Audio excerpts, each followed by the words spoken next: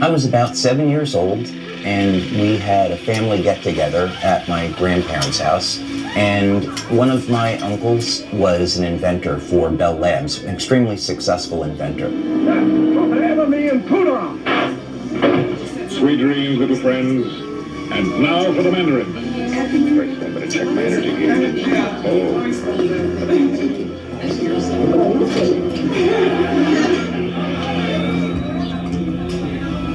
My cousins, they said, hey, let's break away from the adults and we want to go take a look at something.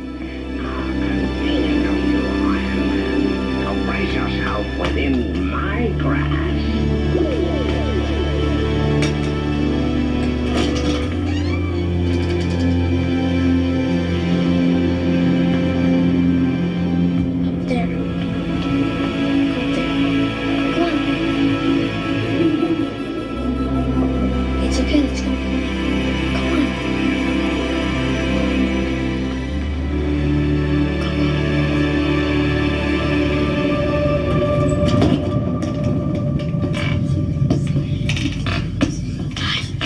So we went up into the attic.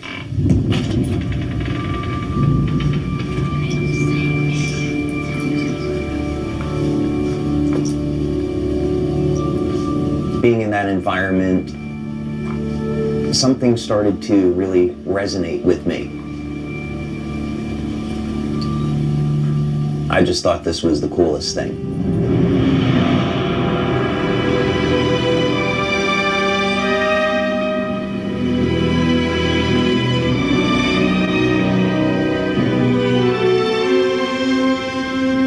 And when we got up there was something covered by this blanket. My cousins took the blanket off, and I saw this incredible machine.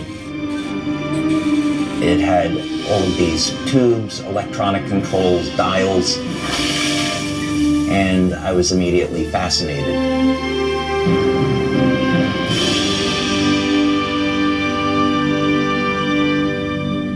It was then that I knew that I want to be an inventor when I grow up.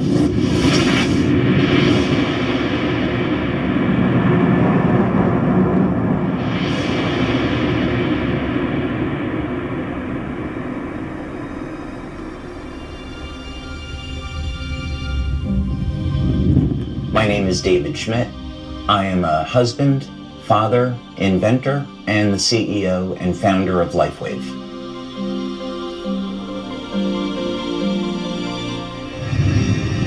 From when I was young, I always had an interest in exploring the world and learning about how things work. We didn't have the distraction of cell phones and computers, so I spent a lot of time outside with my friends, exploring the natural world, looking at insects, going for walks in the woods, and trying to understand how all these things in nature function and enjoying the beauty of it.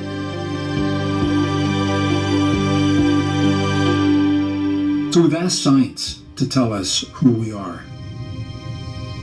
We have an answer, and many scientists are not comfortable with where that answer is leading. The origin of life problem is, I think most scientists today claim that that is the most difficult problem, and we still face it. Sometimes people talk about, well, we could create life in the lab, but in that case, it's usually an intelligent design explanation because you have the scientists with their intelligence, bringing together chemicals, not that they find in nature, but from a chemical supply company, and then putting them together in some very intentional way. Science is arriving at the place where our ancestors invited us to begin. And that is with the understanding that we are part of, rather than separate from, the world around us. Could it be that who or whatever is responsible for us left us a message? If this is true, where would we look for proof? God has left his fingerprint in nature and in natural design. And by studying nature with this perspective, we can unlock some secrets that have been hidden. The DNA is thought of as a reservoir or a repository of information, but actually it's much, much more than that. there's a message encoded into the DNA of all life. What it says is that the elements that make us who we are not random. And as we begin to embrace what that means, that we're part of everything that we see happening in the world, it gives new meaning to what it means to be human. Not only are we more than the product of random processes, but we are designed to interact with the world around us as well as the world within us. In our DNA, there is actually a link to the ether where light is emitted. Light is information.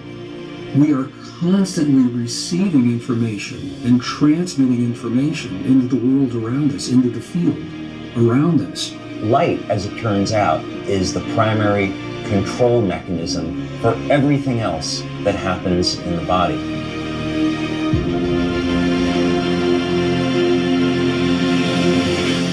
If we can understand the language of the DNA, the code by which this all works, that means we can use light in an entirely different way to improve our health, our quality of life, and even change the way we age.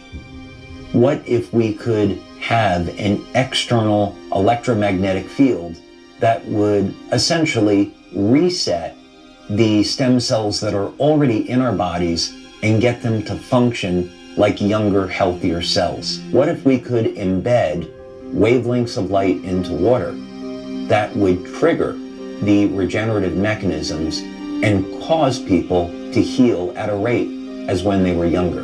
What if we actually found out that in a book that was written thousands of years ago, that information already existed?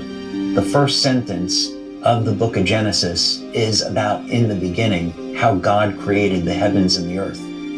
So when God was creating the heavens and the earth, there was a mathematical blueprint, and that blueprint shows up in nature. And it happens to show up in organisms that don't age. The mathematical codes are identical. The implications to this are absolutely extraordinary. There's a new philosophy that is emerging in the scientific community. And the philosophy simply says that consciousness informs itself through its creations. And I think it's no accident that it's only now, at this time in history, only now, that we find a message that reveals the deep truth of our existence. The question is, what is our potential? What are the limits of a human body? What drives me is that there's this enormous sense of hope that we can create technology to generate clean energy, that we can have foods that aren't genetically modified, and we can meet all of the needs on the planet that we have to, and that we can heal people and give them their lives back. In the beginning, God created the heavens and the earth. There is more information there than most people would ever realize.